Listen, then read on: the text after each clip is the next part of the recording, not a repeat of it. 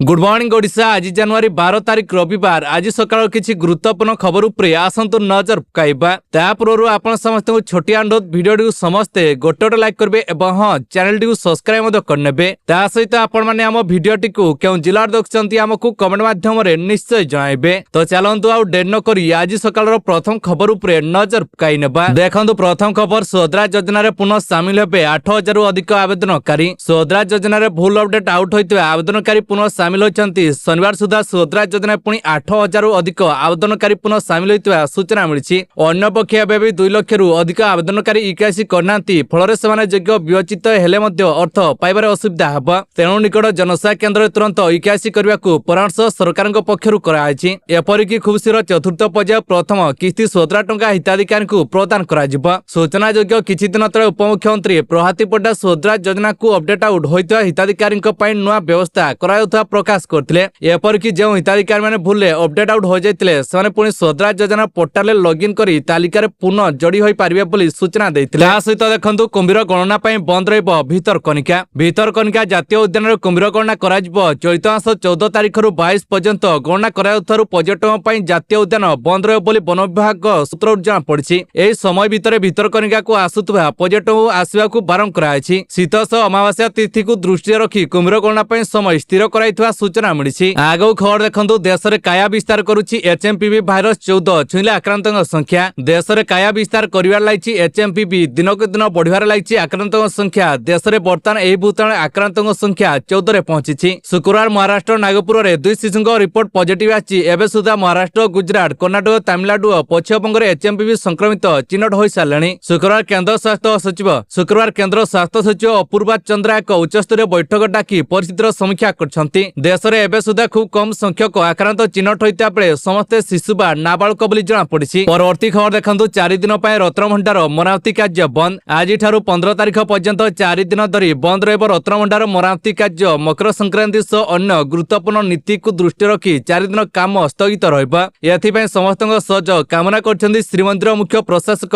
एने श्रीमंदिर कार्यालय पक्षरु सूचना दियाछि। ठिकाना समय नीतिकांति संपादन और श्रद्धालुଙ୍କ श्रृंखलित दर्शन व्यवस्था करने उद्देश्य चलित मास 12 रु 15 पर्यंत रत्नभंडार मरामती कार्य स्थगित रखाई। आसंता 16 तारिख पुनर्बार मरामती कार्य आरंभ होब बोली सूचना मिली। देखंतु खबर अछि देशर वैदेशिक मुद्रा भंडार रे ह्रास सुना भंडार वृद्धि। जनवरी 3 रे शेष होइतवा सप्ताह देशर वैदेशिक मुद्रा भंडार 569.3 कोटी डॉलर ह्रास घटछि। फल यह 63,459 कोटी डॉलर खसी आसथिबा भारतीय रिजर्व बैंक प्रदत्त तथ्यरु जना पड़िछि। डिसेंबर 27 रे शेष होइतवा सप्ताह एथिरे 410 कोटी डॉलर ह्रास देखा देइतिला। फल यह 64,027 कोटी डॉलर को खसी आसथिला। आरबीआई रो साप्ताहिक रिपोर्ट अनुसार जनवरी 3 रे शेष होइतवा सप्ताह फॉरेन करेंसी एसेट 640 कोटी डॉलर संकुचित होई 54,547 कोटी डॉलर को खसी आछि। सोना भंडार 82.4 कोटी डॉलर वृद्धि पाइछि। फल यह 6709 कोटी डॉलर पहुंची। चलंदु खबर अछि आत्मसमर्पण कले 9 दुर्दांत माओवादी घोषणा होइतिला 43 लाख पुरस्कार। 2 महिला माओवादी समेत 9 जन माओवादी आत्मसमर्पण करछन्ती। मालकानगिरी सीमांत छत्तीसगढ़ कुसुमा पुलिस निकटे एही 9 जन दुर्दांत माओवादी आत्मसमर्पण करछन्ती। सबुठु बड़ कथा हला 9 जनक नाम रे मोट 43 लाख टंकार पुरस्कार घोषणा कराइतिला। 2 जन माओवादी नाम रे 8 लाख टंका और 4 जन माओवादी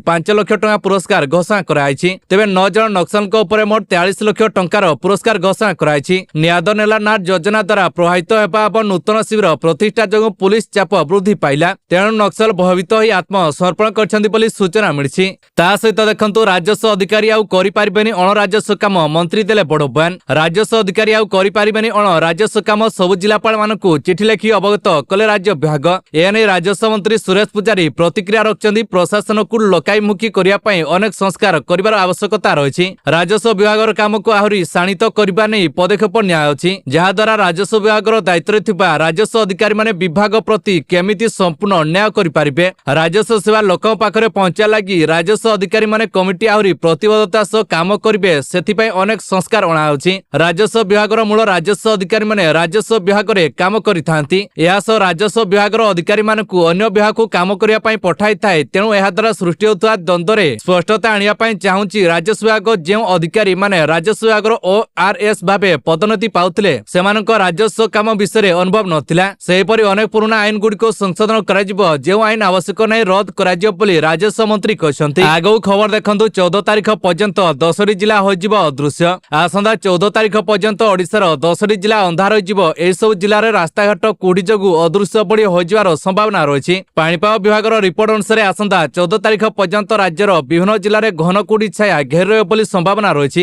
एथिपाई मोट 10टी जिला को सतर्क कराइछि पाणीपाग केन्द्र। झारसुगुड़ा, पुरी, संबलपुर, कलाहांडी, जाजपुर, भद्रक इत्यादि रे घन कुड़ी देखिबा को मिल पारे। या व्यतीत गंजाम, गजपति, जयसिंहपुर और केन्द्रापड़ा जिले में मध्य घनकुड़ी हेबो बोली पाणीपाग विभाग पूर्वानुमान करछि। तेणु बाहर को बाहरिबा समय सर्वदा सतर्क रहिबा पई कुहायछि। विशेषकर सकाळ समय एही घनकुड़ी विपदर कारण पलटि थाए बोली सूचना मिलिछि। परवर्ती खबर देखंतु। छत्तीसगढ़ जवान को सफलता। एकाधिक प्रेशर बोमा निष्क्रिय कले बम स्क्वाड। छत्तीसगढ़ नारायणपुर जवान को सफलता। 4टी प्रेशर कुकर बोमा जबत कले जवान। कचापाल कुतुल रास्ताकड़ू जबत बोमा को निष्क्रिय करी नष्ट कले बम डिस्पोजाल स्क्वाड। पूर्वरु 22टी प्रेशर कुकर बोमा एही रास्तारु ठाप होइतिला। गत 6 तारिख रे माओवादी बिछाइथिबा लैंडमाइन विस्फोरण रे 8 जवान शहीद होआ परे जोरदार चलीछि सर्च ऑपरेशन। माओवादी सबुठ षड्यंत्र को पंडुर करिया पई लाइछंती सुरक्षाकर्मी। यारि भितरे 4टी प्रेशर कुकर बोमा जबत करी निष्क्रिय करछि। चालंदु खबर अछि। अंतरीण सुरक्षा हटाइले हाईकोर्ट भांगिबो बैकुंठ धाम आश्रम। बैकुंठ धाम आश्रम उपरु हटिला सुरक्षा। अंतरीण सुरक्षा हटाइले हाईकोर्ट। फेब्रुआरी 3 रे जवाब दाखल करिबे आश्रम कर्तृपक्ष। आश्रम पक्षरु कोर्टे दाखल कराइथिबा सरकारी अनुमति पत्र नकलिथिबा 10 राज्य सरकार पक्षरु कोर्टे सत्यपाठ दाखल कराइछि। या परे फेब्रुआरी 3 तारिख रे कोर्टे जवाब दाखल करिबे आश्रम कर्तृपक्ष।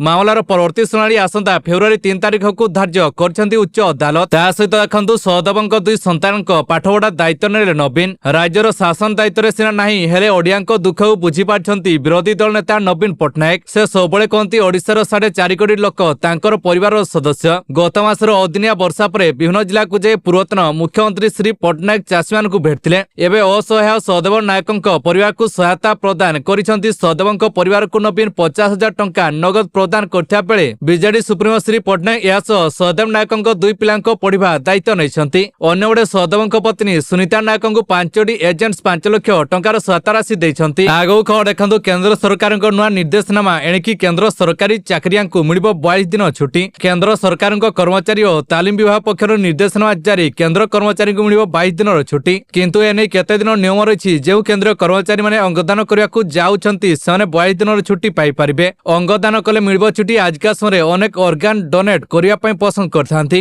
अंगदान करिया परे डोनर जनक शारीरिक क्षेत्र दुर्बल हो जांती। फल संपूर्ण सुस्थ होया पई समय लागि थाई। किंतु पूर्वरु सरकारଙ୍କ पक्षरु पर्याप्त परिमाण रे छुट्टी मिलवार व्यवस्था नथिला। याकू दृष्टि रखी केंद्र सरकार छुट्टी अवधि को वृद्धि करछंती। पूर्वरु डोनर माने एने केंद्र सरकार को अपील करथिया बेले विचार करा जाई वर्तमान एही घोषणा कराइछि। सरकारी स्वीकृति प्राप्त मेडिकल और डाक्टरଙ୍କ रिपोर्ट आधार ए छुट्टी नै परिबे अंगदानकारी। केंद्र सरकार कमिटी गठन करिया परे स्वास्थ्य विशेषज्ञ परामर्श क्रमे एने निर्देशनामा जारी होइतबा कुआ जाउछि। ता सहित देखंतु महाकुंभ रे मात्र 9 टंका मिलिबो भोजन। आर्थिक दुर्बल श्रेणीर लोकଙ୍କ ପାଇଁ उद्घाटन कले जोगी सरकार। महाकुंभ मेला आरंभ होबा पूर्वरु गतकाली उत्तर प्रदेश मुख्यमंत्री योगी आदित्यनाथ एक सामूहिक रसोई मां की रसोईर उद्घाटन करछंती। जेउथरे मात्र 9 टंका रे खाद्य उपलब्ध हो एने उत्तर प्रदेश सरकार एक विवृत्ति रे कहछन जे आर्थिक दुर्बल श्रेणीर लोकଙ୍କ ପାଇଁ स्वरूप रानी नेहरू हॉस्पिटल नंदी सेवा संस्था द्वारा सामूहिक रसोई घर परिचालना होछि। एही विवृत्ति रे कहै जे मुख्यमंत्री हॉस्पिटल परिदर्शन करछंती। जेउठरे से मां की रसोई उद्घाटन करछंती एवं व्यवस्था समीक्षा करछंती एवं उपस्थित लोक माननकु खाद्य परिवेषण करछंती।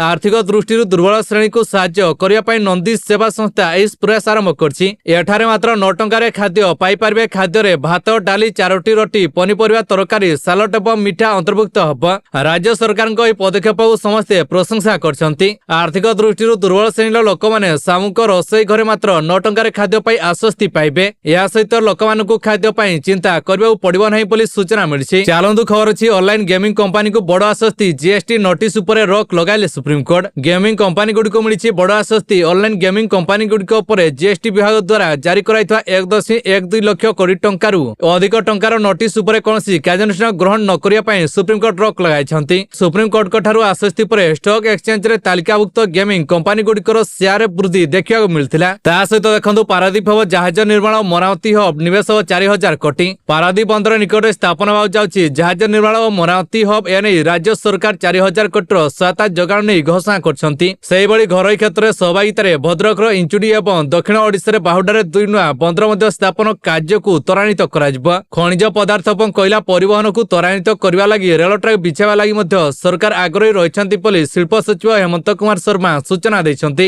ପରବର୍ତ୍ତୀ ଖବର ଦେଖନ୍ତୁ। ସାଧାରଣତନ୍ତ୍ର ଦିବସ ପରେଡରେ 10,000 ସ୍ୱତନ୍ତ୍ର ଅତିଥିଙ୍କୁ ନିମନ୍ତ୍ରଣ। ଚଳିତ ବର୍ଷ ଦେଶ 76ତମ ସାଧାରଣତନ୍ତ୍ର ଦିବସ ପାଳନ କରିବ। ସାଧାରଣତନ୍ତ୍ର ଦିବସ ପରେଡରେ ଅତିଥି ଭାବେ 10,000 ସ୍ୱତନ୍ତ୍ର ଅତିଥିଙ୍କୁ ନିମନ୍ତ୍ରଣ କରାଯାଇଛି। ସରକାରୀ ସୂତ୍ରରୁ ମିଳିଥିବା ସୂଚନା ଅନୁସାରେ ଏହି ତାଲିକାରେ ଭାରତର ବିକାଶ ନିମନ୍ତେ ବିଭିନ୍ନ କ୍ଷେତ୍ରରେ ଉଲ୍ଲେଖନୀୟ ଯୋଗଦାନ ରହିଥିବା ବ୍ୟକ୍ତିବିଶେଷ, ସରକାରଙ୍କ ଲକ୍ଷ୍ୟ ହାସଲ କରିଥିବା ପଞ୍ଚାୟତର ସରପଞ୍ଚ, ସ୍ୱୟଂସହାୟକ ଗୋଷ୍ଠୀ ଜରିଆରେ ଆୟ ବଢ଼ାଇଥିବା ବ୍ୟକ୍ତିବିଶେଷ, ନିଯୁକ୍ତି ବୃଦ୍ଧି, ସ୍ୱାସ୍ଥ୍ୟ, ଜଳ, ପରିମାଣ ଓ ପରିବେଶର ସୁରକ୍ଷା ପାଇଁ କାର୍ଯ୍ୟ କରୁଥିବା ବ୍ୟକ୍ତିବିଶେଷ, ପଞ୍ଚାୟତିରାଜ ଅନୁଷ୍ଠାନ ସହ ଗୋଷ୍ଠୀଭିତ୍ତିକ ସଂଗଠନ ମଧ୍ୟରେ ସମନ୍ୱୟ ରକ୍ଷା କରୁଥିବା ବ୍ୟକ୍ତି, ଲିଙ୍ଗଗତ ବୈଷମ୍ୟ ହ୍ରାସ ଆଦିରେ ଉଲ୍ଲେଖନୀୟ ଅବଦାନ ଥିବା ବ୍ୟକ୍ତି, ପ୍ରଧାନମନ୍ତ୍ରୀ ଜନମନ ମିଶନର ପ୍ରତିଯୋଗୀ, ଆଦିବାସୀ କଳାର ବନଧନ ବିକାଶ ଯୋଜନା ସଦସ୍ୟ, ଆଶାକର୍ମୀ, ମୋ ଭାରତ ସ୍ୱେଚ୍ଛାସେବୀଙ୍କୁ ନିମନ୍ତ୍ରଣ କରାଯାଇଛି। ଆଗକୁ ଖବର ଦେଖନ୍ତୁ। ଆଉ କେବେ ରାଜନୀତି ଭିତ୍ତିକ ଫିଲ୍ମ କରିବିନି କହିଲେ କଙ୍ଗନା ରଣାୱତ। ଫିଲ୍ମ ଏମର୍ଜେନ୍ସିକୁ ନେଇ ଭିନ୍ନ ଭିନ୍ନ ସମୟରେ ବିବାଦ ଲାଗି ରହିଛି। ଏହା ଜରିଆରେ କଙ୍ଗନା ରଣାୱତ ଦ୍ୱିତୀୟ ଥର ପାଇଁ ଚଳଚ୍ଚିତ୍ର ପ୍ରଯୋଜନା ନିର୍ଦ୍ଦେଶନାରେ ପାଦ ଦେଇଥିଲେ। ଏହା ପୂର୍ବରୁ ଅଭିନେତ୍ରୀଙ୍କ ହୋମ୍ ପ୍ରଡକ୍ସନ ଫିଲ୍ମ ମନି କନକା ଥିଲା।